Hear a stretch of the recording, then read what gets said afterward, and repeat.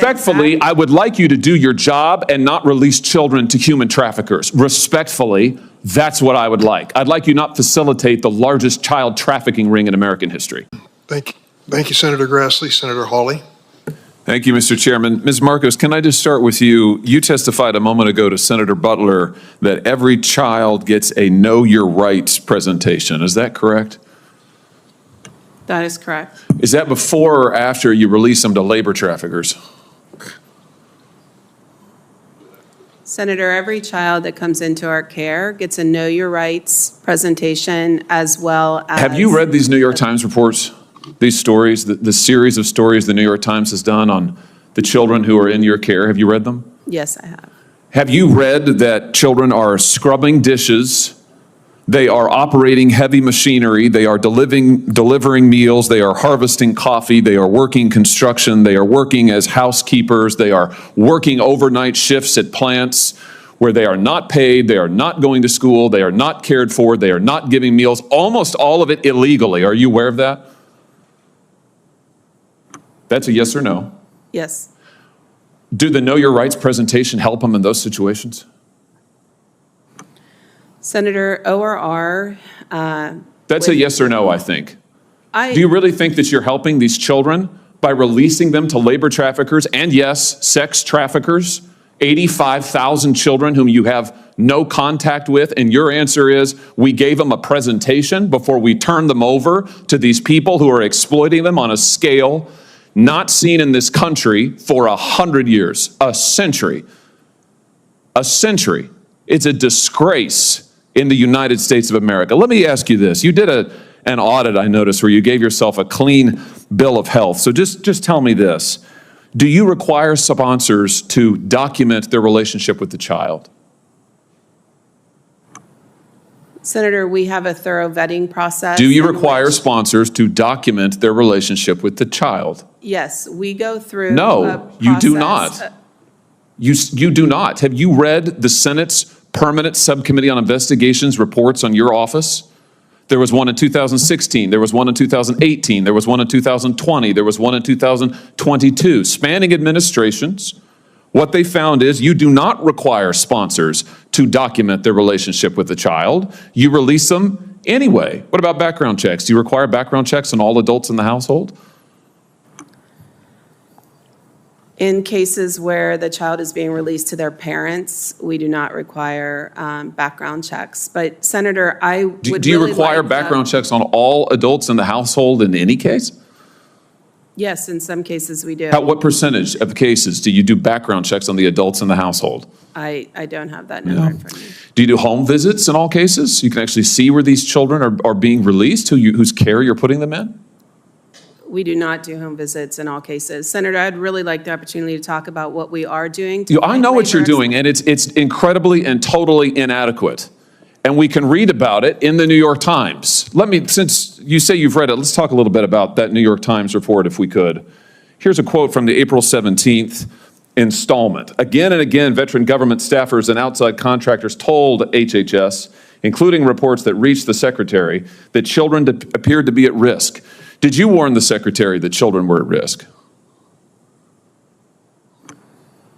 Senator, I'm in regular contact with the Secretary. Did you warn him that children were at risk? Safety and well-being of children is our top priority. Did you warn him that children were at risk? I'm not going to get into the conversations I've had. You're here and you're under oath, and this is an oversight hearing, and we need to know what you're doing because you're manifestly not doing your job. Did you warn him that children were at risk?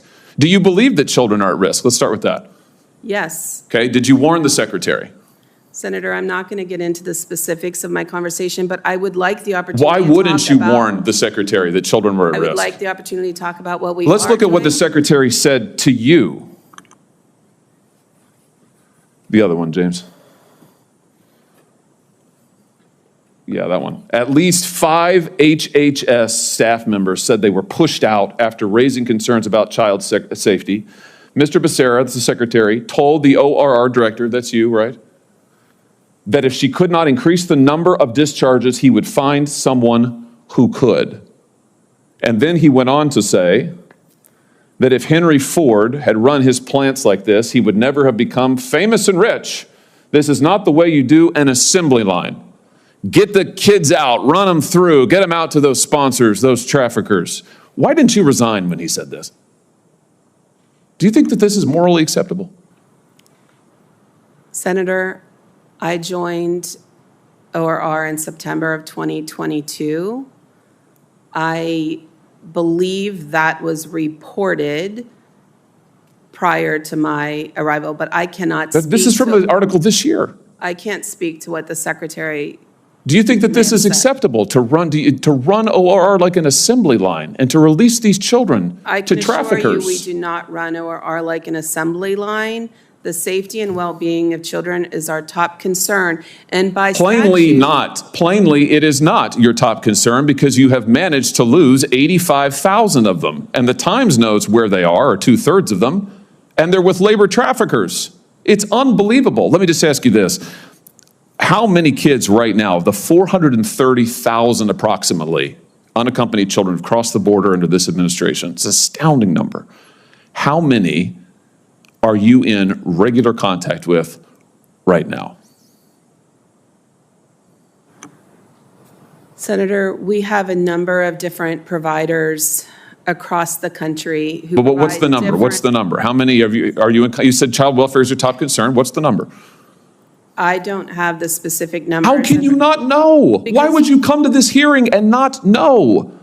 Respectfully, if you would like us to provide comprehensive case management to children after they're released from our care, so we can report. Respectfully, I would like you to do your job and not release children to human traffickers. Respectfully, that's what I would like. I'd like you not facilitate the largest child trafficking ring in American history.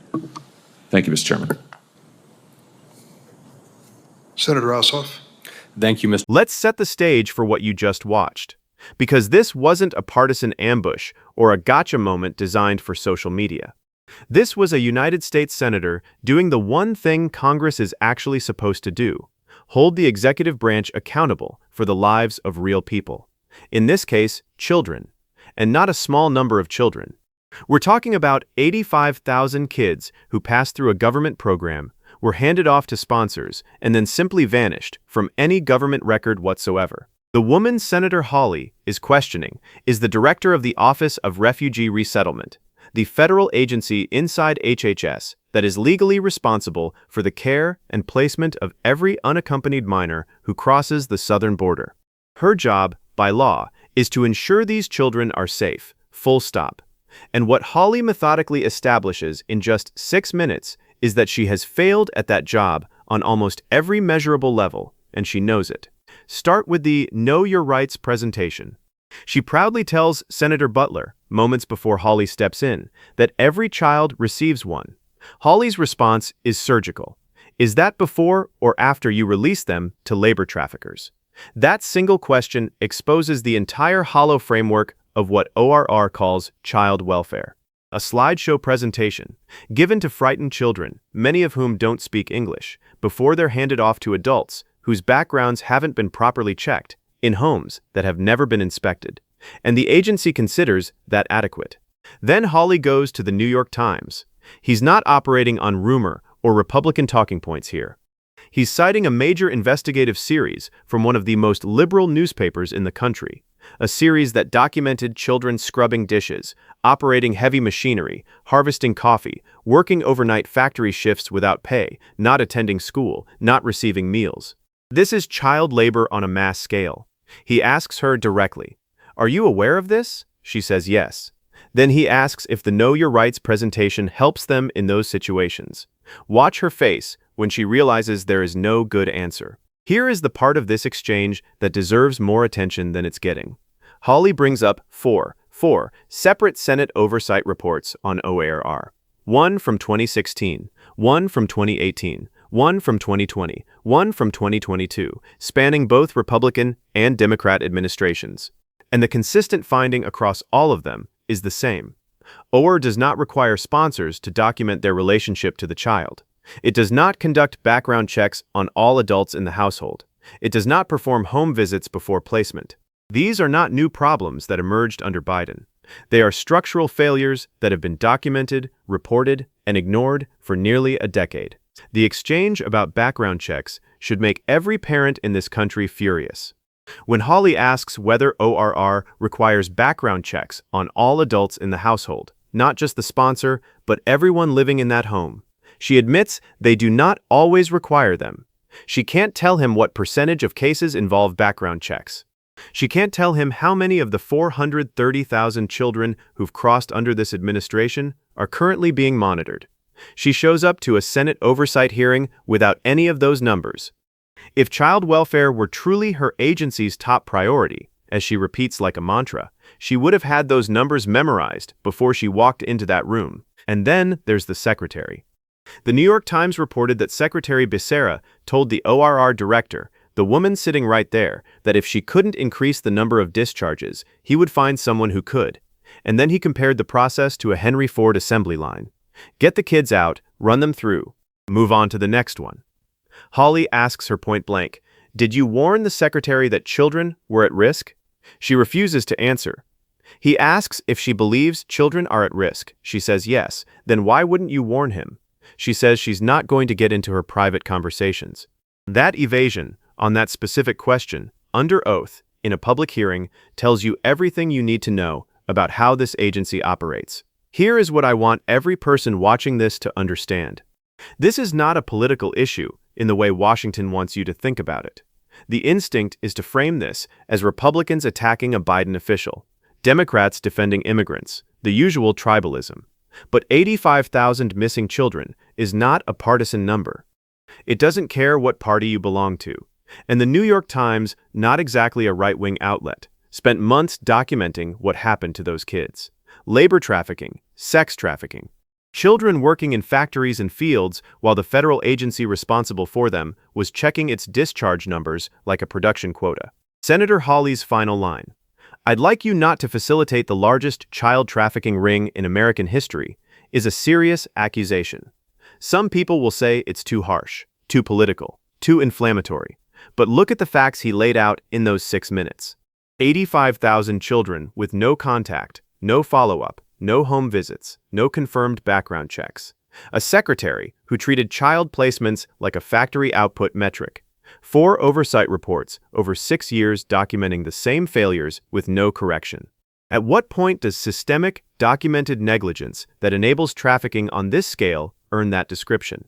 You tell me. What makes this exchange important beyond the politics is what it reveals about accountability in Washington, or the lack of it. This director sat at that table, repeated, "Child safety is our top priority," like a legal shield, refused to answer direct questions about her conversations with the secretary, and offered no concrete numbers on how many children are currently being monitored. And she will go back to her office tomorrow and continue in that role. That's the system. Hawley exposed it. But exposure without consequence is just television.